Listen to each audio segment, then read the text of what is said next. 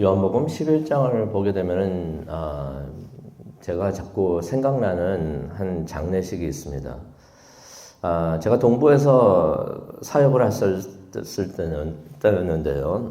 한 장례식을 제가 집도를 했었었는데 여러 장례식을 했지만은 그 장례식은 제 생각에 많이 남아요. 마음이 참 아팠던 장례식이었는데 12학년 학생의 장례식이었습니다. 근데 그 장례식을 하면서 장례식을 이제 시작을 하려고 하는데 그 아버지가 저를 잠깐 보자 그래요. 무슨 말을 하고 싶었던 것 같습니다. 그래서 무슨 일이냐고 그랬더니 이렇게 조용하게 물어보더라고요. 목사님, 장례식 할 때 울어도 됩니까? 그 말씀을 하시길래, 근데 그분이, 그 아들도 그때 제 아들하고 나이가 비슷했었고요. 그분도 저하고 나이가 비슷하고 한두 살 아마 차이가 있었던 거를 제가 기억을 하는데 그 말을 들으면서 가슴이 참 먹먹했던 것을 기억을 합니다.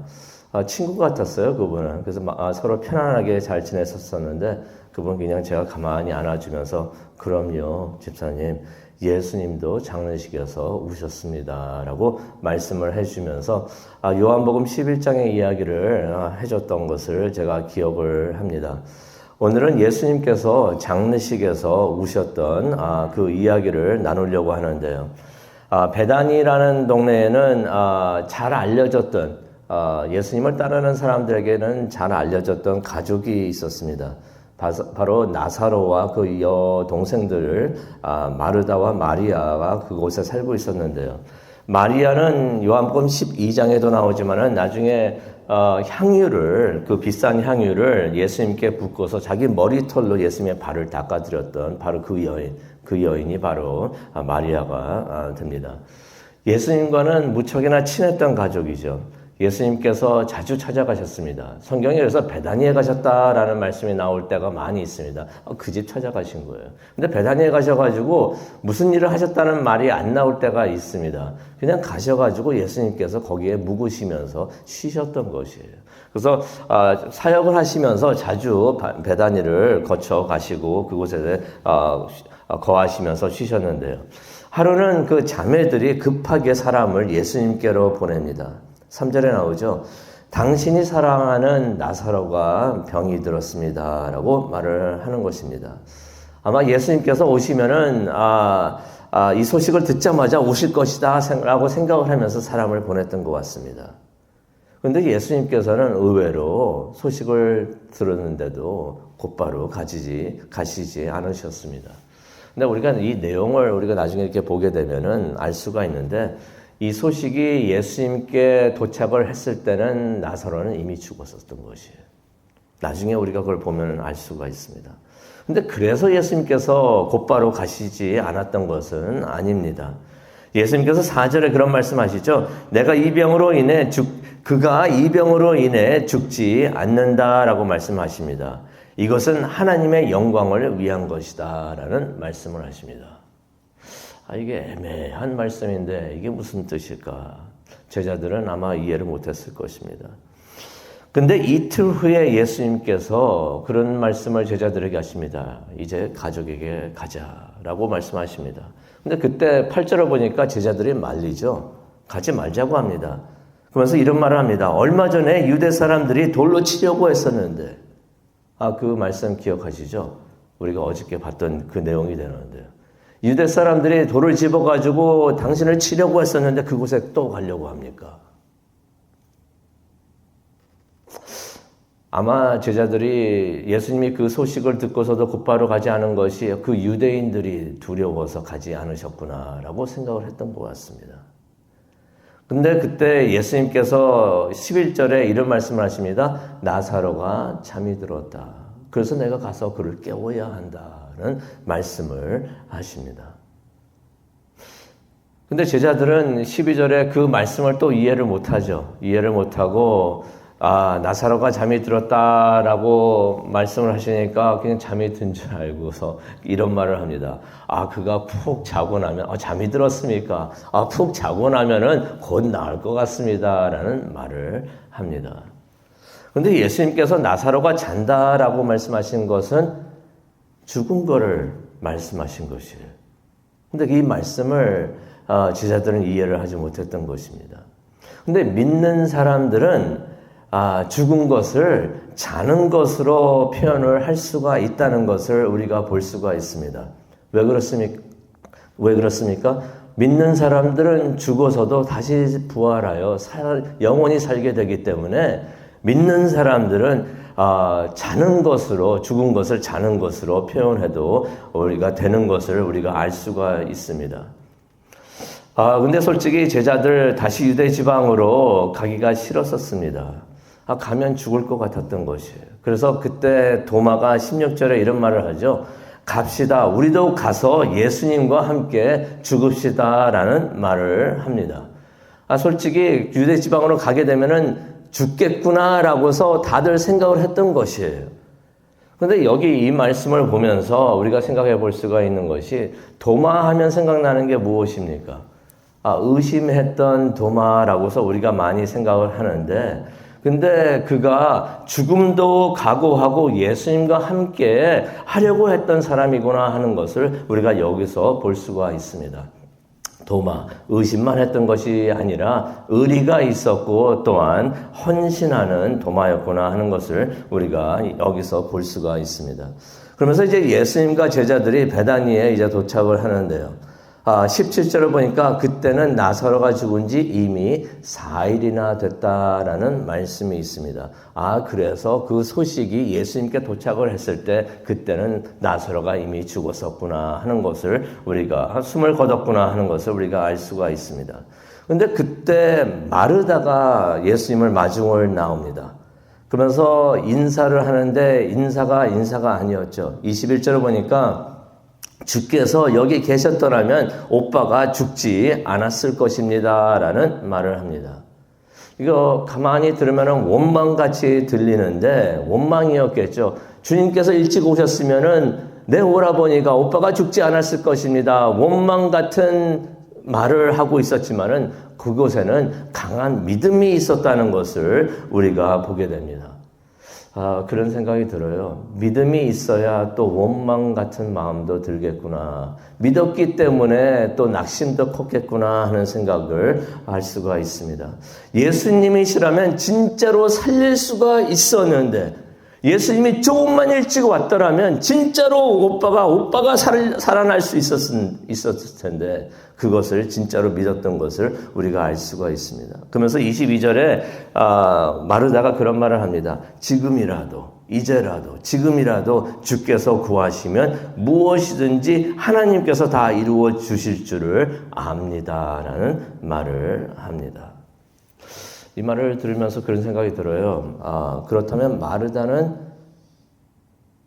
나사로가 다시 살아난다는 것을, 부활은 아니죠. 소생한다는 것을 믿었다는 말인가. 근데 그것은 아닌 것을 우리가 알 수가 있는 것이요. 나중에 예수님께서 무덤에 있는 돌을 치우라고 할 때 마르다가 무슨 말을 합니까? 이미 죽은 지 사흘이나 되어가지고 냄새가 납니다 하면서 난색을 표하는 것을 우리가 보게 됩니다. 그렇다면 마르다가 그것을 믿은 것은 지금 당장 오늘 나사로가 다시 살아난다는 것을 믿었다는 것은 아닌구나 하는 것을 우리가 알 수가 있어요. 근데 그때 예수님께서 23절에 네 오빠가 살아날 것이다 라는 말을 합니다. 원본에는 여기 23절을 잠시 보시면요. 예수님께서 이르시되 네 오라버니가 다시 살아나리라 라는 말씀이 있는데 원본에는 다시라는 말이 없습니다. 예수님께서 네 오빠가 살아날 것이다 라는 말을 합니다. 그때 마르다가 그러한 예수님의 말씀을 이해를 못하고 24절에 이런 말을 합니다. 마지막 부활 때에 다시 살아난다는 것을 내가 압니다 라고 말을 합니다. 이게 마르다의 신앙 고백이죠. 신앙 고백. 참 좋은데 우리가 이 말씀을 들으면서 한 2%, 뭔가 부족한, 2%가 부족한 신앙 고백이고 믿음이구나 하는 것을 우리가 보게 됩니다. 그때 예수님께서 너무나 유명한 말씀을 하시는데요. 25절에 나와 있습니다. 나는 부활이요 생명이니 나를 믿는 자는 죽어도 살겠고 살아서 믿는 자는 영원히 죽지 않을 것이다. 이것을 내가 믿느냐. 여기서 예수님께서 어저께도 영생이 무엇인가 풀이를 해주셨는데 여기서 다시 영생이 무엇인지 풀어주시는 것을 우리가 알 수가 있습니다. 예수님을 믿으면 절대 죽지 않고 영원히 살게 된다. 그러한 구원을 얻게 된다는 것을 예수님께서 다시 한번 말씀을 해 주십니다. 그러한 구원은 누구도 빼앗지 못할 것이다 라는, 그래서 그것이 그 구원이 영생이 된다. 영원히 살게 된다는 거 우리가 생각을 하게 되는데 참 이것을 우리가 그게 어떤 의미가 되는지, 영생이라는 것은 영원히 죽지 않게 된다는 것입니다. 예수님을 믿으면은 영원히 살게 되는데 그 믿음을, 그 구원을, 영생을 누구도 빼앗지 못할 것이다 라고 예수님께서 말씀을 해 주시는 것입니다. 누구든 예수님을 믿으면 부활하고 생명을 얻게 될 것이다. 그래서 예수님께서 부활이 되어 주시는 것이고 그래서 예수님께서 생명이 되어 주시는 줄로 믿습니다. 그때 마르다가 신앙 고백을 하는데요. 이거 대단한 신앙 고백입니다. 베드로와 같은 신앙 고백을 하게 됩니다. 27절에 나오죠. 네, 믿습니다. 주는 그리스도시요 세상에 오시는 하나님의 아들이십니다. 라는 고백을 합니다. 솔직히 마르다 하면은 마리아에게 믿음에 있어서는 좀 밀린다라고서 많은 사람들이 생각을 할 수가 있는데 마르다, 대단한 믿음을 가지고 있었던 사람입니다. 대단한 신앙 고백을 했던 사람이 바로 마르다였구나 하는 것을 우리가 여기서 볼 수가 있습니다. 잠시 후 예수님께서 마르다와 마리아와 함께 무덤으로 가십니다. 그런데 예수님께서 가시면서 35절이죠. 조용히 눈물을 흘리셨다라는 말씀이 나옵니다. 예수님께서 우셨는데 소리내서 우신 것은 아니고요. 조용히 눈물을 흘리시면서 우신 것을 우리가 35절을 통해서 볼 수가 있습니다. 근데 그런 생각이 들어요. 예수님께서 왜 우셨을까? 지금 나사로를 살리려고 예수님께서 가시고 계셨는데 왜 우셨을까?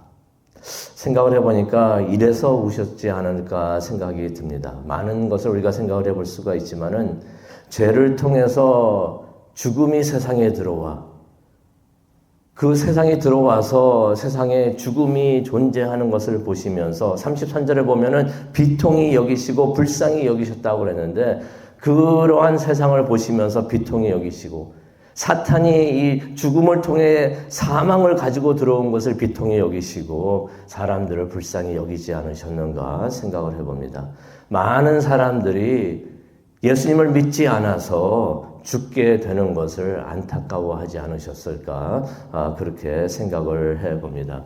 근데 그 순간에도 37절을 보니까 어떤 사람들은 예수님께서 죽은 나사로를 살리지 못하니까 그것이 안타까워서 우는구나 하는 것을 그렇게 생각했다는 것을, 그러면서 수군거리겠다는 것을 우리가 37절을 통해서 보게 됩니다.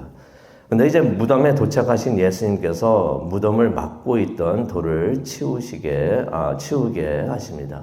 그리고는 큰 소리로 외치십니다. 43절입니다. 나사로야 나오너라. 그러자 죽었던 나사로가 무덤에서 나오는 것을 우리가 44절을 통해서 봅니다. 그 장면을 기록을 하고 있는데요. 손발은 배로 쌓여 감겨 있었고 얼굴은 천으로 쌓여 있었다라는 말씀이 나옵니다. 그런 모습이었는데 어떻게 걸어 나왔을까? 어떻게 나왔을까? 걸어서 나온 것은 아니라는 것을 우리가 성경을 통해서 볼 수가 있어요. 그런데 이 말씀을 보면서 그런 생각이 들었습니다. 이게 밤이었으면은 좀 무서웠겠다라는 생각이 또 듭니다. 그런데 예수님께서 그 모습을 보시면서 44절에 그런 말씀을 하시죠. 그를 풀어 다니게 하라. 나사로가 살아났으니 이제 걸어 다닐 수 있게 하라라고 예수님께서 말씀하셨던 것입니다. 또한 그가 소생한 것이지 귀신이 아니라는 것을 예수님께서 알려주시기 위해서 그렇게 말씀하신 것을 우리가 볼 수가 있습니다. 오늘 말씀을 생각을 하면서 우리가 기도하는 시간을 갖기를 원하는데요. 그리스도이시면서 하나님의 아들이신 예수님께서 오시자 죽은 자가 다시 살아나는 것을 우리가 말씀을 통해서 보게 됩니다. 이런 일이 그가 다시 세상에 오실 때, 재림하실 때 다시 그런 일이 일어날 줄로 우리가 믿습니다.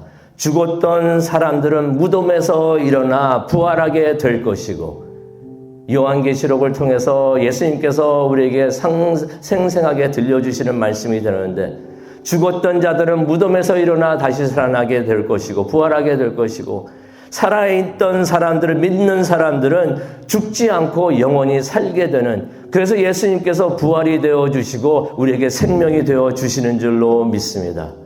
그때 우리가 어떤 모습으로 재림하시는 예수님을 다시 보게 될지는 모르지만은 우리가 그 순간까지 믿음을 지켜서 그때 찬양하며 기뻐하며 예수님을 맞이하는 우리 모두가 되기를 간절히 축원합니다.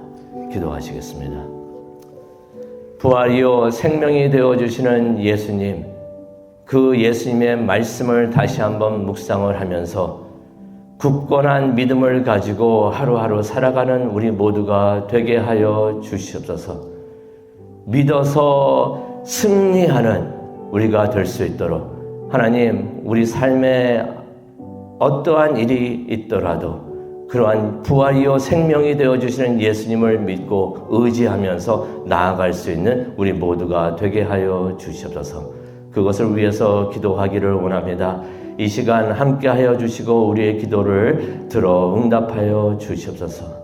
특별히 이 순간 아직까지도 예수님을 믿지 않고 있는 사람들을 위해서 기도하기를 원합니다. 예수님도 그런 사람들을 생각하면서 우셨는데 우리도 그들을 생각하면서 울 수 있는 마음을 주시고 그들을 위해서 전도하고 선교도 할 수 있는 우리 모두가 될 수 있도록 하나님 축복하여 주시옵소서. 감사합니다. 예수님의 이름으로 기도합니다. 아멘.